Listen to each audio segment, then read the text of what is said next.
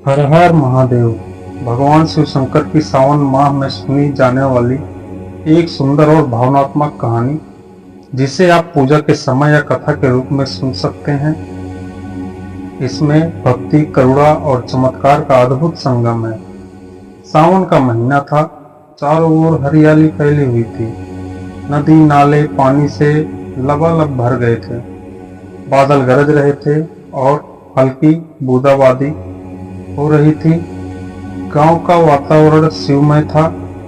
हर मंदिर में ओम नमः शिवाय के जप की गूंज थी।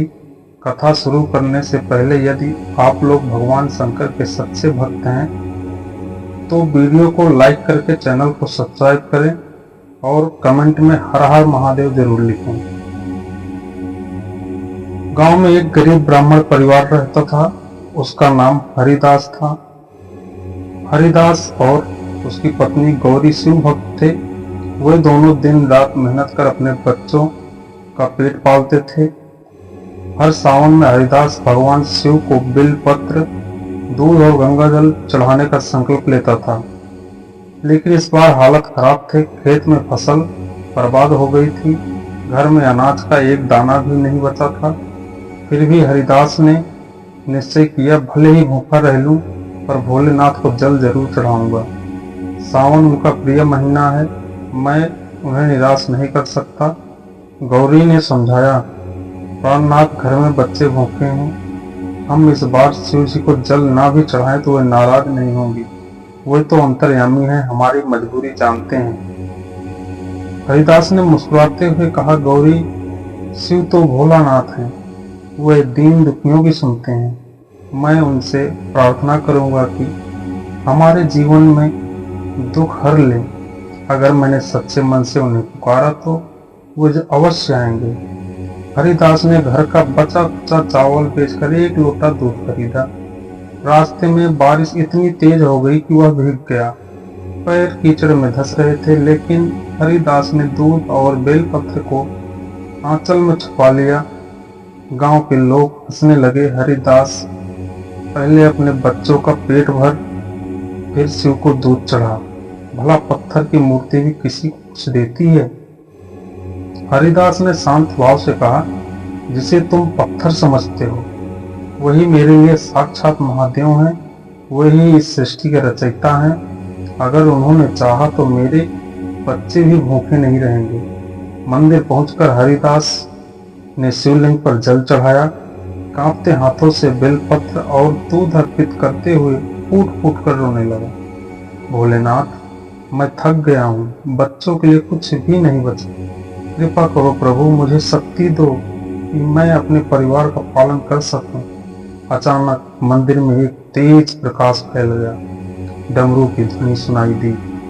हरिदास ने आंखें खोली तो देखा साक्षात भगवान शंकर उनके सामने खड़े हैं। जटाओं से गंगा जल की धारा बह रही थी। शरीर पर सर्पों का हार, भस्म लगी हुई और हाथ में त्रिशूल। माता पार्वती भी साथ थीं। भोलेनाथ बोले, वत्स हरिदास, तूने कठिन समय में भी मेरी भक्ति नहीं छोड़ी। मुझे पत्थर समझने वाले लोग अनभिज्ञ हैं, परंतु तुमने सच्चे मन से पुकारा, इसलिए मैं स्वयं प्रकट हुआ हूँ। माता पार्वती ने मुस्कुराते हुए कहा, तुम्हारे घर में अब कभी अन्न धन की कमी नहीं होगी। तुम्हारे बच्चों का पालन पोषण हम स्वयं करेंगे। शिव ने अपने कमंडल से जल छिड़का। देखते ही देखते हरिदास के घर में अन्न के भरे हुए कोठार, सोने चांदी के सिक्के और दूध दही से भरी हांडियां प्रकट हो गई। गांव के लोग जो हरिदास को ताना मारते थे, मंदिर में आकर यह चमत्कार देख दंग रह गए। वे सभी हरिदास के चरणों में गिर पड़े। हरिदास ने सबको उठाते हुए कहा, महादेव सच्ची श्रद्धा के भूखे हैं। वे किसी को निराश नहीं करते। अगर तुम्हारे दिल में भक्ति हो तो वह पत्थर भी शिवलिंग बन जाता है। शिव जी ने सभी को आशीर्वाद दिया और अंतर ध्यान हो गए। तभी आकाशवाणी हुई, सावन में जो भक्त सच्चे मन से बेलपत्र, जल और दूध अर्पित करता है उसके सारे पाप नष्ट हो जाते हैं और उसका जीवन सुखमय हो जाता है। गांव के लोग हरिदास के साथ सावन भर शिव भक्ति में लीन हो गए। हरिदास का नाम अमर हो गया। यह कहानी हमें सिखाती है कि सच्ची भक्ति और श्रद्धा भाव से भगवान शिव को प्रसन्न किया जा सकता है। सावन का महीना विशेष रूप से भोलेनाथ की कृपा पाने का समय है। भक्तों, ये कहानी या कथा आपको अच्छी लगी, वीडियो को लाइक करें और कमेंट में हर हर महादेव जरूर लिखें। जय भोले शंकर, हर हर महादेव।